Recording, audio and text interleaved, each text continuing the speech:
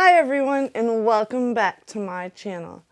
My name is Erica and today I'm going to be telling you about my personal experience as well as Friday here's personal experience with Green Hills Vet Clinic in Moberly, Missouri. Everything in this video is based on my own experience with this clinic and my opinions are my own. I want to start from the beginning, but stay with me because things get more and more interesting as I go along. So Bernie, behind me here, right there, he's laying on the couch. He's my dog. And Friday, in my lap, is my youngest son's dog. They're both from the same pharmaceutical research facility. They both have tattoos on their ears, and they were both in the facility, or in a breeding facility for the first 3.5 years of their life, both of them. On May 7th of this year, 2025, my son and I took Friday to Laura Moon for his annual exam at Green Hills Vet Clinic. Laura Moon said he needed his teeth cleaned.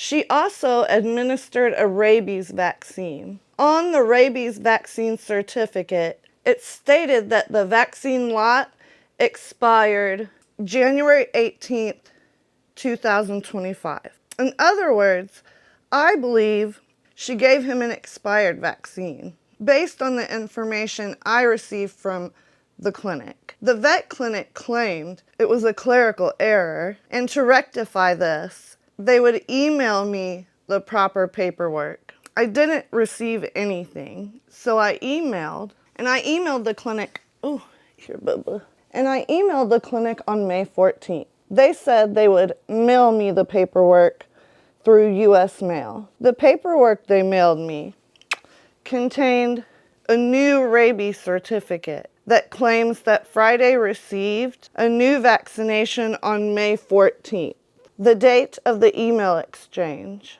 for which he never received. It has the vaccination tag taped to the new certificate. I still have both certificates with the tags taped to them and the emails. Laura Moon signed both of these certificates. After this, I was just going to stop using them for vet services. Now let me go get those certificates and redact any information necessary and go ahead and show them to you. And you can go do puppy dog things, okay? He is so sweet, you guys. He is just adorable. One of the best mannered dogs ever. He's so loving. I am so grateful and fortunate to have Bernie and Friday in my life. All right, friends. So here are the certificates of vaccination that have redacted information. So here is the first one, the certificate of vaccination. There is the date that it was actually administered.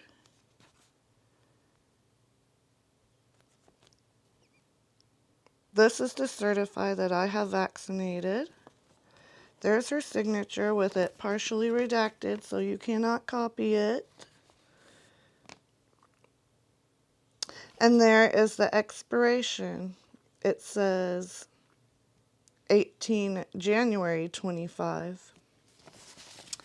So here is the certificate of vaccination that was mailed to me. And as you can see, the date of vaccination is May 14th, 2025. Signed by Laura Moon, same person, with a, expiration date where it's not expired, but Friday never received that one. I just received the certificate. So as you could see, Laura Moon had signed both certificates. And after this, I was just going to stop using them for vet services. Friday had a cracked tooth, and so I was going to get him into a new vet, but there are waiting periods for the ones I tried to contact. I decided to take him to Green Hills and get his teeth cleaned and get that tooth out because it was hurting him. He had began shifting food away from that tooth and into the back of his mouth to chew his food. I thought one more trip to this vet just to get him out of pain and so that he could eat normally again. And then finding a new vet was going to be priority. I called. I told the vet clinic I wanted the cracked tooth removed and his teeth cleaned when I called them. And the lady on the phone said level 3 cleaning. I just thought that was odd because I had taken them to a different vet 18 months earlier and they both had their teeth cleaned. And Bernie needed a tooth removed, a single tooth, and it was a level 2 cleaning, so I just thought that was odd. But, I wanted Friday to not be in pain anymore. When I brought Friday in on October the 8th of this year, I went with my son, and he was there for everything that I experienced as well. I told the front desk person, Kate is her name, I believe, and the vet tech, Carly, that I wanted the cracked tooth to be removed. The whole time Friday was in my arms, he was shaking and quaking. I knew he was scared. I reassured him that he would be okay and that he would be out of pain and even feel better after his appointment. We also had x-rays done for an extra fee. After we dropped Friday off and on the way home, I had a gut feeling that something was wrong. I felt like we should turn around and go pick Friday up. My son reassured me that Friday was going to be okay, and I thought, well, maybe I'm just being silly. I'll never, ever ignore my gut feeling again. When I called to check on Friday twice, the vet clinic told me that they had to remove a few teeth. I was okay with that. I called once when he was in surgery, and then I spoke to them and they said that after the surgery as well. I went to pick Friday up with my son after the procedure, and when I received the invoice, that was the moment that I found out they had removed over 20 teeth from Friday. Literally all the back teeth he was shifting his food to eat, except for one lone back tooth. Like I had mentioned before, I had Friday's teeth cleaned on May of 2024 at a different vet in a different city where he only needed a level 1 cleaning and no teeth were removed from him.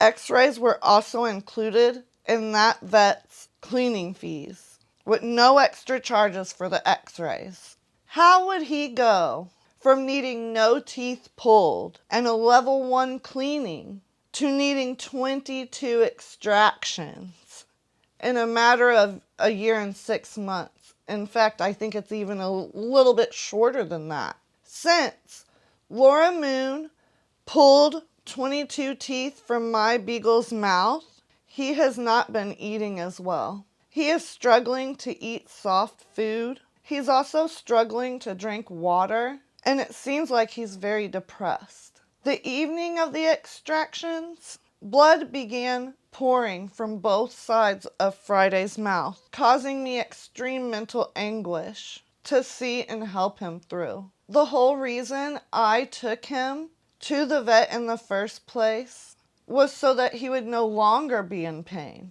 and he would be able to eat normally again. And now I fear that he will never be able to eat normally again. From my observations, this incident seems to be causing him even more issues. I'm very worried about him. If you want to follow his healing process, or hear more about Bernie and Friday and their lives, make sure you subscribe and ring that notification bell. I truly feel that Bernie's story and Friday's story is an important story to tell. So, as I mentioned before, my beagles are from a pharma research facility, and Bernie, behind me, he has been diagnosed with PTSD, with pica, with all kinds of stuff. Green Hills knows all of this, and I don't feel like Green Hills took my dog's emotional health into consideration at all, especially not Fridays when Laura Moon pulled out 22 of his teeth while he was asleep.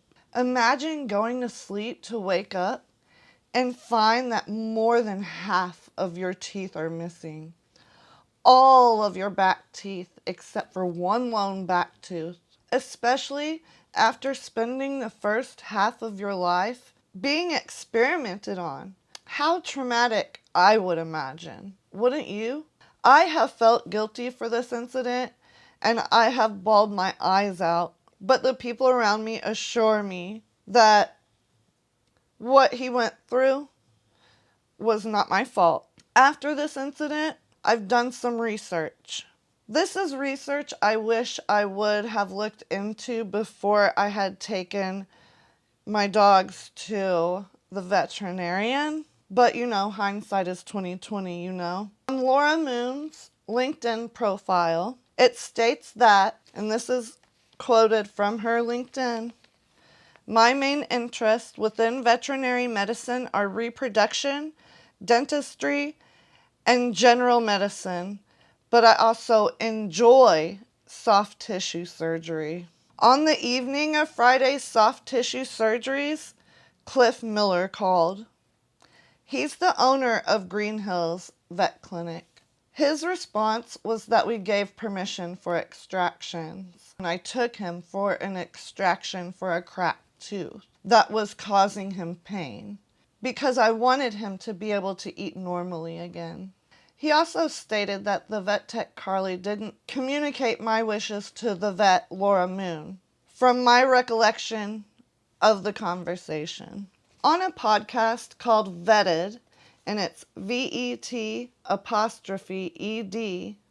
like vet ed, on YouTube, Cliff Miller was featured about 5 months ago. Mr. Miller states on this podcast that, and I am paraphrasing everything I'm saying right now, so please check out the podcast for his own words, which I will link down below. But one of his achievements, for which he is most proud, is that he got the window shortened, for which a pet owner can sue a vet for damages from 7 years to 2 years in Missouri. So, in other words, the statute of limitations was shortened. He also states in the video that when laws were different for compounded medications, he would prescribe medications to his own dog to dispense to animals who came to his practice. That's what I understand from what he said on the podcast. He talks about the importance of ethics as well.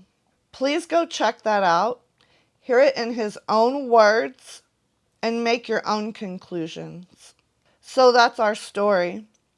I've taken several steps since then to make sure that Friday adjusts to life with his new challenges, and contacted professionals about this situation. So if I have an update for you, I will make sure to make a new video.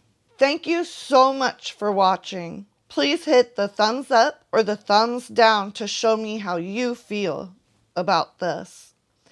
And let's chat about it in the comments below. And I will see you next time on the day before. Bye-bye.